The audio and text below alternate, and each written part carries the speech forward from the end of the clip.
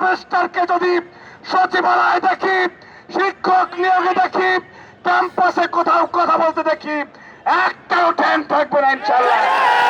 একটু মেসেজ দিতে চাই, মেসেজ 5 তারিখের আগে সবচেয়ে মজলুম সংগঠন ছিল কারা?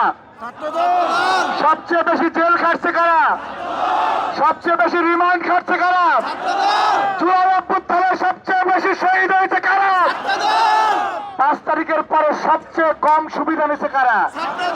একেবারে সুবিধা আমরা নেই নাই, সচিবালয় কোনোদিন যাই নাই, কোন সরকারি অফিসে যাই নাই, আমরা কোনো সুবিধা নেই নাই। হঠাৎ করে রাস্তায় নেমেছেন, বাংলাদেশের স্বার্থে সবাইকে আমরা স্বাগত জানিয়েছি। ফ্যাসিবাদ বিরোধী আন্দোলনে জুলাই গণঅভ্যুত্থানে যারা আগে ছাত্রলীগ করেও জুলাই অভ্যুত্থানের পক্ষে ছিল, তারাও আমাদেরকে ভাই সম্বোধন করেছে। তাদেরকে আমরা মনে করেছি না হাসিনার পক্ষে তো সর্বশেষ নেমেছেন।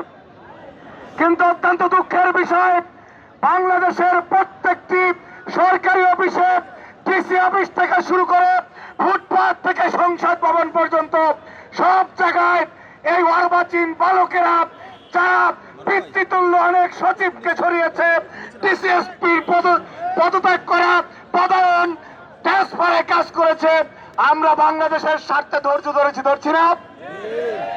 ভাই কথা বলেন না কেন? ধৈর্য ধরছি না। আজকে বার্তা দিচ্ছি, বার্তা, আর কোন মবেস্টারকে যদি সচিবালয়ে দেখি, শিক্ষক নিয়োগে দেখি, ক্যাম্পাসে কোথাও কথা বলতে দেখি, একটাও ট্রেন থাকবে না ইনশাআল্লাহ। আর কোন মবেস্টার বাংলাদেশের ছাত্র দল সহ্য করবে না। আর এই যে কিছুক্ষণ আগে সভাপতি বললেন শাহবাগে কিছু সাবেক ছাত্রলীগের হুমকি দিতেছে, এইসব ফাইজলামি বন্ধ করো। 5 তারিখের আগে ছাত্রলীগ করার দায়ে বিচার হইলে কিন্তু শাহবাগ খালি হয়ে যাবে।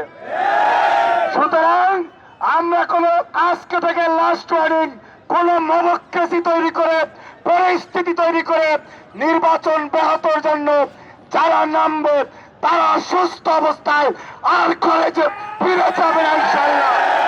ছাত্র দলের সবাইকে আজ থেকে 12 ফেব্রুয়ারির বহুল প্রতীক্ষিত গণতান্ত্রিক উত্তরণে সবাই প্রত্যেকটা সেকেন্ড সজাগ থাকার আহ্বান জানিয়ে বক্তব্য শেষ করছি।